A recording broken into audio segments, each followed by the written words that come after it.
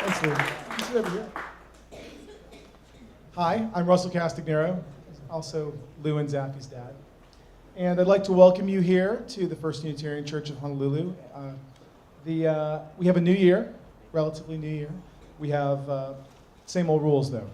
If you have a cell phone, please go ahead and check in to whatever social media, let your next of kin know, whatever you need to do before the service, and then put it on a respectful worship mode, which may be off or vibrate or whatever else you have. A few announcements. First of all, we have something special coming up tomorrow. Does anyone know what that is? Oh, yes. What is that? Martin Luther King Day. And there's a parade. Woohoo! So tomorrow at Magic Island at 8:15 is when they kick off the interfaith service, followed by at 9 o'clock is when the parade starts. Now, to get everybody in the mood even earlier, after service, Kaimi is going to be leading a group of people who want to make posters and things that we can bring. Is that correct? Yes, Kaimi's right there. That is, you're going to be able to. Isn't that exciting? So in the Fred Harper room after the service, it's always fun, and that's what we'll be holding up tomorrow. So we're extremely happy that all of you are here. Every day is obviously a sacred thing, but when we all get together, it makes it much, much more sacred, amazingly happy. Some might say that it's even an elixir, but there's more on that a little later in the service. So we have another interesting thing coming up, and we have so many things coming on. We can't talk about them all here. So who knows of the ways you can find out what's going on in church, right? Internet, okay, the website, order of service, I saw back there, right there, order of service. Hearing it, the Coconut Wireless, e-blast, or you can just call Jonipher, because he's always answering. Oh, so maybe not.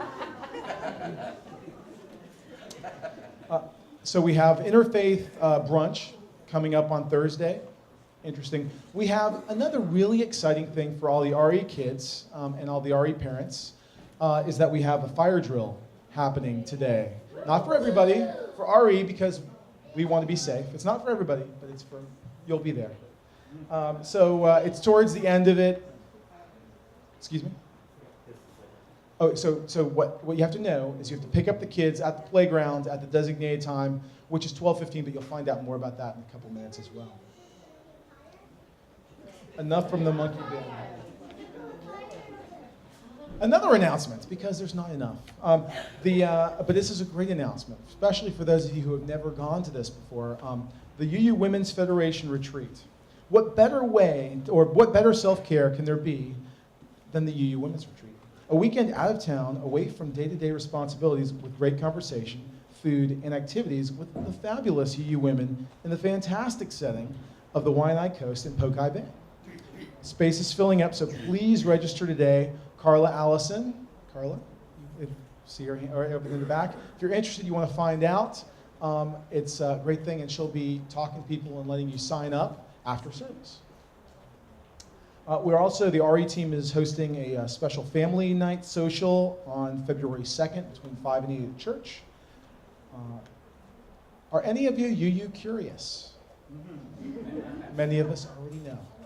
But if you're an interested visitor, you want to find out more, then there's an About Our Church that's going to be held today at 12:30 in the Fred Harper room, which will be interesting because that will intersect with our MLK thing. So we'll probably have to do a little rejiggering around, but we can figure that out because we're Unitarians, even without a committee. So if you have any questions about it, ask Martina or Molly.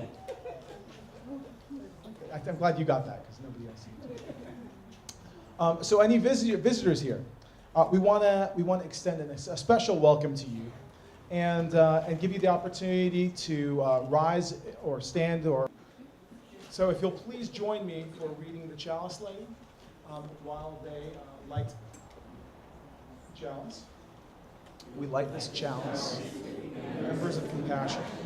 We light this chalice with the torch of justice.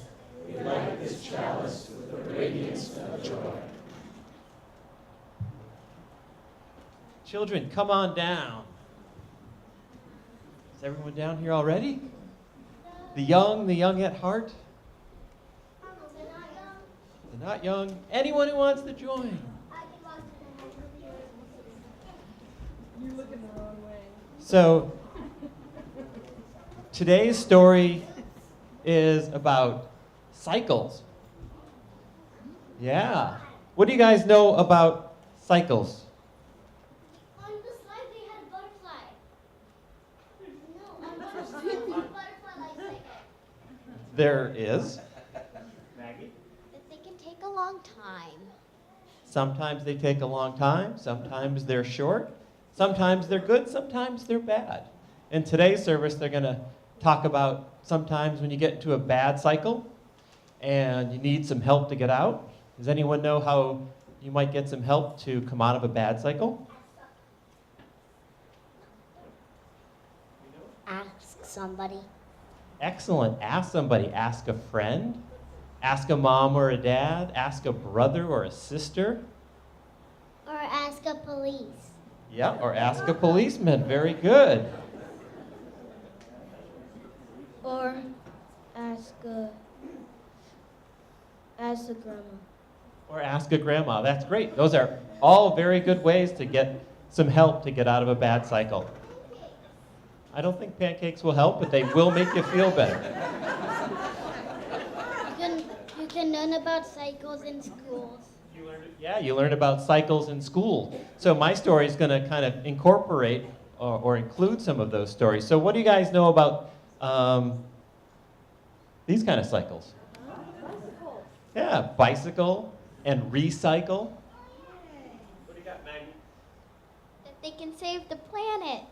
Right, they can save the planet. So cycles, just like the wheels on a bicycle, they go round and round. You never run on a wheel on a bicycle because they keep going round and round.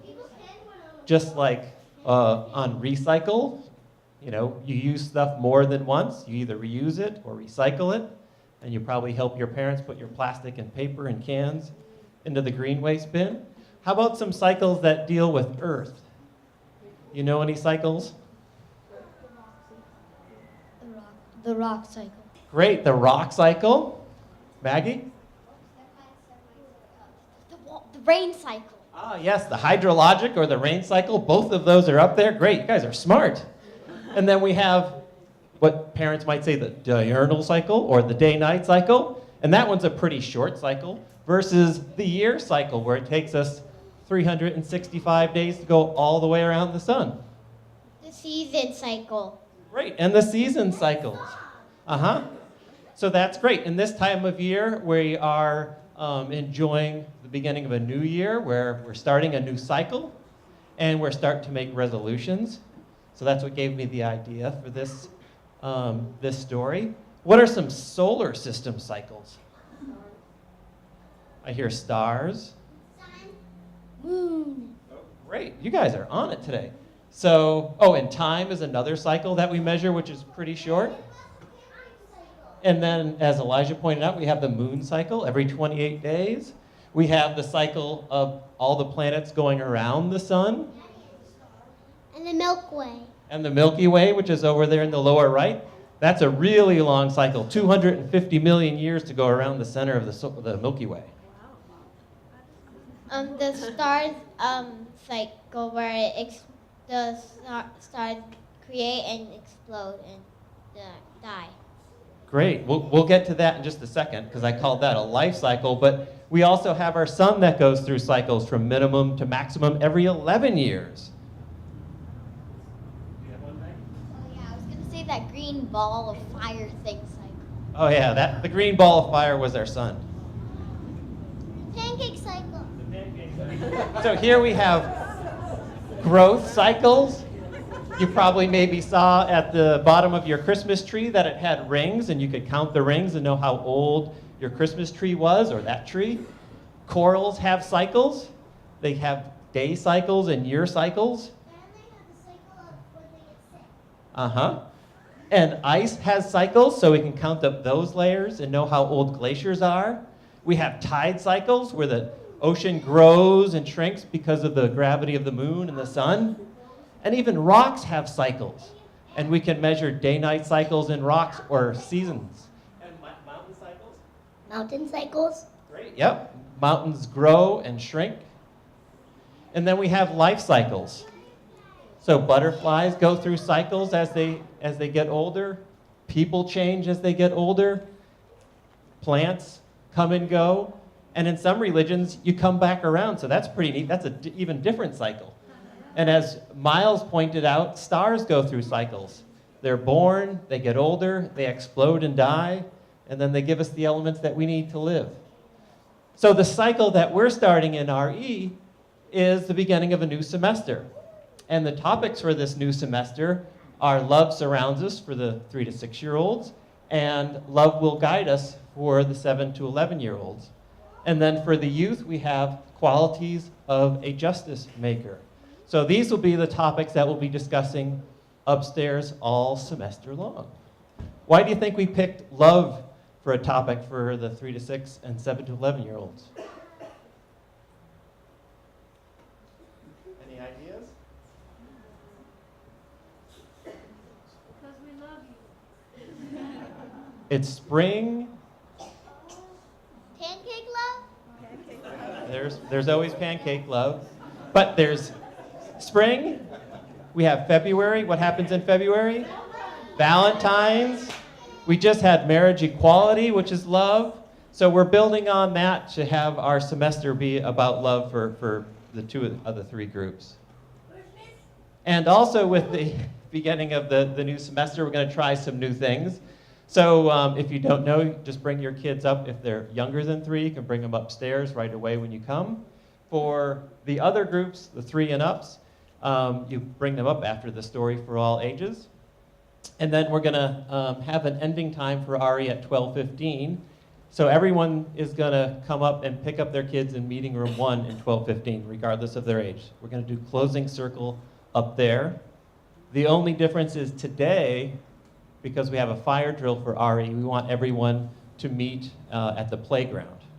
So everyone who has kids upstairs will meet in the playground and pick up your kids there at 12:15.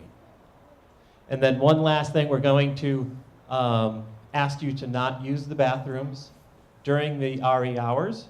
And also don't tell visitors, oh, just there's a bathroom upstairs at 12 o'clock when service is over. This will help the teachers have a consistent teaching time, and it'll also help us keep fewer people upstairs by not having people coming up to use the bathroom. Lulu? Oh, but you're in RE, so you can come. And then one last mahalo is to everyone who helped make last Sunday's stone soup a big, huge success. Thank you, chefs. Thank you to the younger kids who helped decorate and make the salads. It was a great success, and everyone, I think, had fun. All right, let's sing the kids off. If we could make a bridge as we sing our children off to their program. Go now in peace, go now in peace. May the spirit of love surround you everywhere, everywhere you may go. Go now in peace, go now in peace. May the spirit of love surround you everywhere, everywhere you may go. Today we continue our discussion about spiritual health for the new year. And last week, I was actually at a grocery store, and I passed by the juice department. And I won't tell you the brand of the juice that I saw because I actually have not received the royalty fees yet for product placement. But I must say, though, that it caught my attention because it came with a free booklet. And anytime there's that word free, my eyes and my ears perk up, yeah? And so, my pocket heart, it warms my pocket heart, as I always say. And so I bought it. And you know what words caught my attention from this juice? It claims that I could start a purifying cleansing process in just 3 days. That somehow, after going through the program and following the recipes from this book, my whole body from the inside out will become much cleaner. So I bought it, and last night I read the recipe book, and it actually had a lot of spiritual depth and value to it, believe it or not. So I thought, might as well use it for the sermon today. Because that detox process could become our spiritual detox process as well. Here's the basic premise of it. Most of us have gotten into the habit and the addiction of eating junk food. I'll put myself on the top of that list. Just last night, for example, I went to the movie theater and my friend ordered a huge tub of popcorn. And of course, popcorn in and of itself is rather healthy, but after you pour tons and tons of butter on it and salt, not so healthy anymore, yeah? But that's what makes it so good. Right, thank you, Dennis, I agree. Who cares about eating popcorn otherwise? And so I noticed that after eating all that junk food, what happens? You feel what? You feel energized? No, you feel like junk, don't you? So cause and effect. What you consume, you're gonna get, yeah? So that makes sense to me. And so Thich Nhat Hanh actually took it one step further, and he said it's not just about the food that we consume that has an effect on our emotions, our spiritual health, and our psyche and our bodies, but it's everything that we consume that makes a difference. So here's what he had to say. By the way, he came up with what's called and what's known as the 5 mindfulness training. And so here's what the 5th mindfulness training says. Aware of the suffering caused by unmindful consumption, I am committed to cultivating good health, both physical and mental, for myself, my family, and my society by practicing mindful eating, drinking, and consuming. I will practice looking deeply into how I consume the 4 kinds of nutriments, namely edible foods, sense of impressions, volition, and consciousness. I am determined not to use products which contain toxins. And my apology to Thich Nhat Hanh for doing some editing work and taking out the part about not consuming alcohol or gambling or any of those things. It seems kind of prudish to me, but anyway, I will refrain from consuming products which contain toxins like websites or Facebook pages or electronic games or TV programs, films, magazines, books, and conversations. I will practice coming back to the present moment to be in touch with the refreshing, healing, and nourishing elements in me and around me, not letting regrets and sorrow drag me back into the past or letting anxieties, fear, or craving pull me out of the present moment. I am determined not to try to cover up loneliness, anxiety, or other suffering from losing myself in consumption. So in other words, no binge eating, yeah? And I will contemplate interbeing and consume in a way that preserves peace, joy, and well-being in my body and consciousness, and in the collective body and consciousness of my family, my society, and the earth. It's quite a mouthful, yeah? And quite a practice to engage in and commit to and be determined to do. And so I thought about my childhood, for example, and the environment that I grew up in. Now, I'm not going to rag on certain groups of people, and I'm going to try to show as much compassion to other ways of thinking as much as possible. But as many of you know, I grew up a fundie. I grew up a fundamentalist, evangelical, Protestant Christian. And part of that subculture asks us to only consume certain things that are approved. It's kind of like kosher, you know? It has to be approved by the church and the congregation in order for us to watch certain television channels and in order for us to listen to certain radio shows. And for me, that included a show called The 700 Club. Yes, yes. I see some of you have seen this television program. And it included listening to folks like Rush Limbaugh on the radio. Now, again, now, let's refrain from making judgments right away. For me, anyway, I'll just speak for myself. I understand that some people may find these programs to be helpful, but for me, it actually led to several S words. You can guess what some of those S words are. One of them is a sense of separation, that it's us versus them, that it's me versus the world and me versus plants and animals, and I'm supposed to be, instead of being a good steward, I'm supposed to dominate over them, right? Which creates a sense of I versus you. And according to this kind of thinking, it also creates another S word, which is the sense of supremacy, that we are more better than you, that somehow our theology can beat up your theology. And so it created that sense of S again, right? And then the other one is shame, because we are so darn sinful that we ought to put a brown paper bag over our head. Because in God's eyes, we're nothing but lowly worms. I kid you not. There's actually theologies that phrase it in almost that exact language that John Calvin said in one of his works, that we are nothing but lower than worms in God's eyes. And the other S word that was brought up at the 9:15 service was should. And I always keep thinking to myself, well, don't shit on me. That's just going to make me stinky. So there's a lot of shoulds, though. You should do this. You should quit that. You should marry this person. You know, there's a lot of shoulds in that kind of system. And so for me, what ended up happening was I became a little self-hating, because I was looking at my life and I thought I was doing perfectly fine on my own, but other people were telling me that I should be this and I should be that and I should all these other things. And so there was a lot of self-hatred and self-loathing going on after being in that system for a while.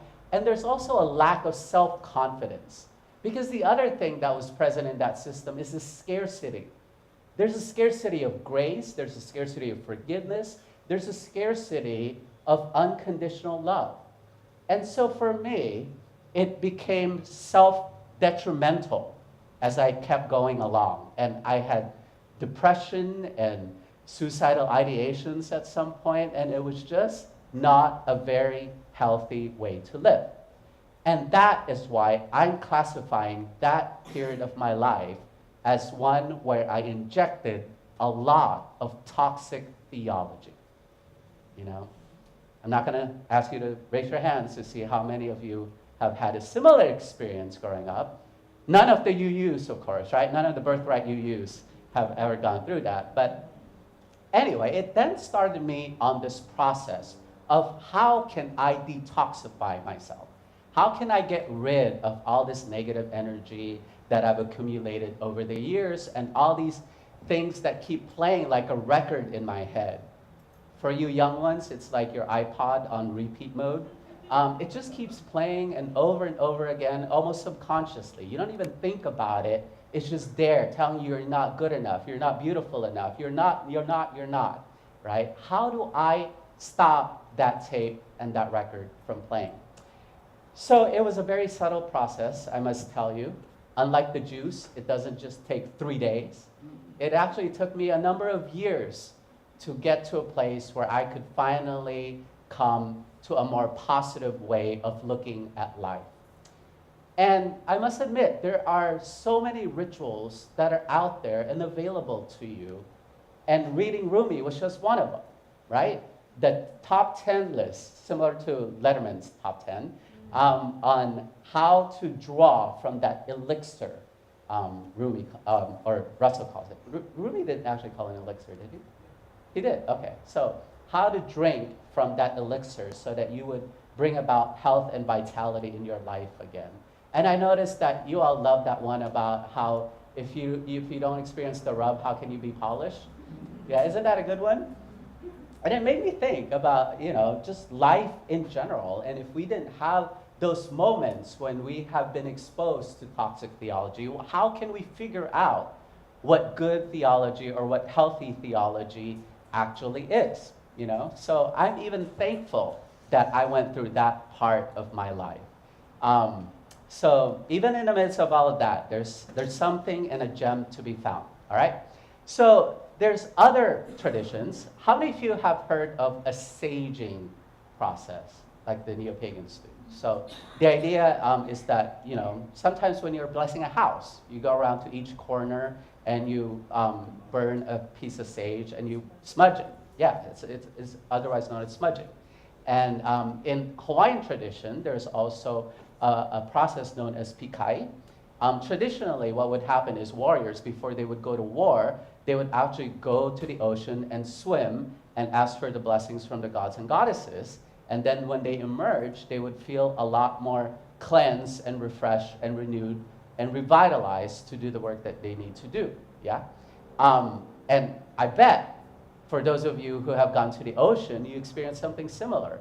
Because the ocean actually has a very healing quality about it, that after you come out of it, you somehow feel more alive, and that you've gotten rid of all that junk in your life. Yeah? So, and this is why when I did the housewarming and the blessing at the Castanera home, I took a tea leaf and some salt water and a koa bowl, and the kids and everybody helped in the blessing of the home. Yeah? So we went around to every room, and we made sure that we cleansed it from all the negative spirits and all the negative energy that was present there from the previous occupants, I'm sure.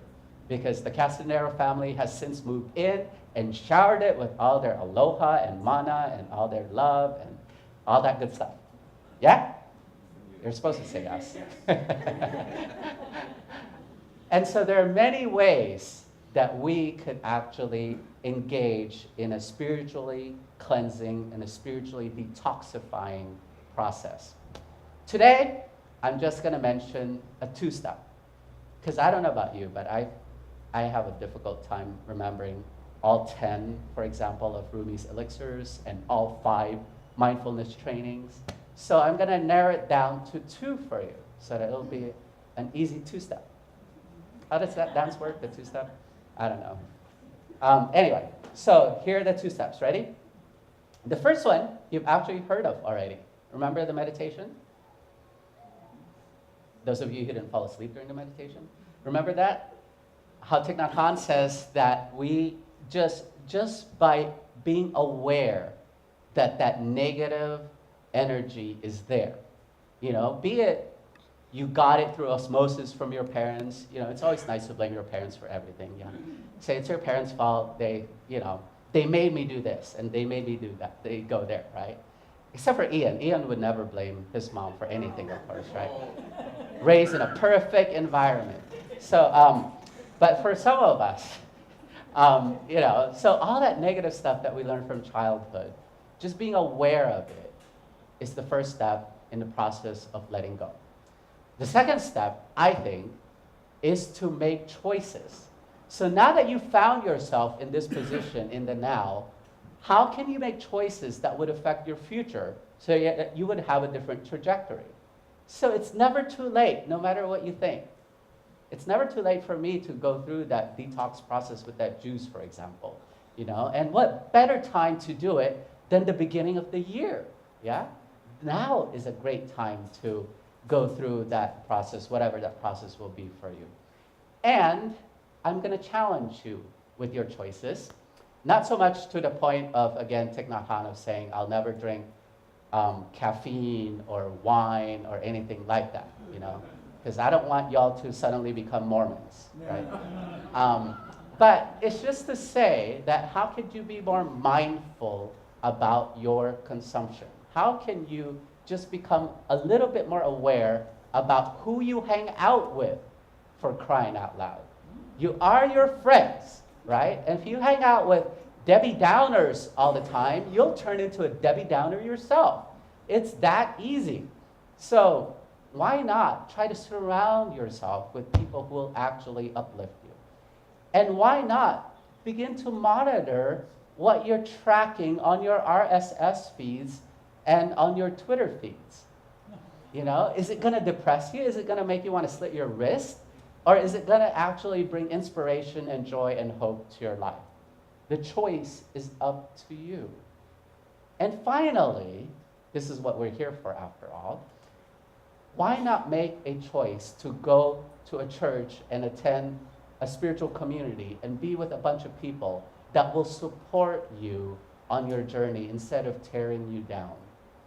For those of you who are not here with us, they could probably vouch that here in this place, Unitarian Universalism is a religion that stems from a positive theology.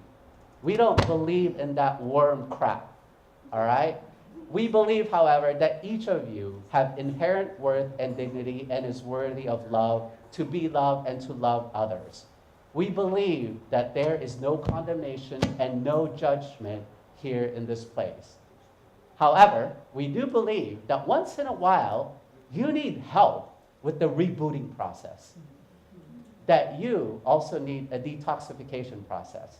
That you need someone to help you burn those tapes that have been playing over and over again in your head. Too bad that there's this bar downtown that used to be called Detox. I don't know how many of you remember that. I thought that was kind of a clever name for a bar. Where are you going, honey? I'm going to detox by drinking. So it closed down a few years ago, but I kind of had sign envy. What if we were to adopt their neon sign and we were to put it on the gallery of the Poly with bright shining signs that says, this is the detox center. So whatever spiritual violence you've experienced in the past or whatever hurt you may have experienced out there, whatever loneliness or regret, leave it at the door, because here we have a new way of being, and we have got a spiritual elixir for you. Can that be true? Yeah, thank you for the amen, Margaret. I'm glad one person thinks that's a Bible sign for us. But seriously, folks, isn't that who we Unitarian Universalists are? And if so, can we please make our meetings as much? So instead of, turning into a session where we bring up all the critiques and the negativity, all right, fine, maybe we don't do it at this church, but I've heard in another denomination, for example, that there was a ministers group, right? I'm sorry, not a ministers group, a ministers spouses group. So I actually wanted my partner and now my husband to go to that group, to have him be around other ministers' spouses. But I also heard the strangest thing from another minister's spouse who has gone through it, who said that, they do nothing but complain about the church and their spouses and how they're working all day and blah, blah, blah, blah, blah. And I'm like, do I really want to, subject my partner to that? As it is, I'm having a difficult time getting him to come to church with me, but to actually be subjected to that. So it makes me think, how can we make sure that everything we do here comes from a place of compassion and love and health and vitality and well-being? All right, so I'm just going to end it by inviting you to recite the fifth mindfulness training one more time. So, aware of the suffering caused by unmindful consumption, I am committed to cultivating good health, both physical and mental, for myself, my family, and my society by practicing mindful eating, drinking, and consuming. I will practice looking deeply into how I consume the 4 kinds of nutriments, namely edible foods, sense impressions, volition, and consciousness. I am determined not to use products which contain toxins, such as certain websites, electronic games, TV programs, films, magazines, books, and conversations. I will practice coming back to the present moment to be in touch with the refreshing, healing, and nourishing elements in me and around me, not letting regrets and sorrow drag me back into the past, nor letting anxieties, fear, or craving pull me out of the present moment. I am determined not to try to cover up loneliness, anxiety, or other suffering by losing myself in consumption. I will contemplate interbeing and consume in a way that preserves peace, joy, and well-being in my body and consciousness, and in the collective body and consciousness of my family, my society, and the earth. May it be so.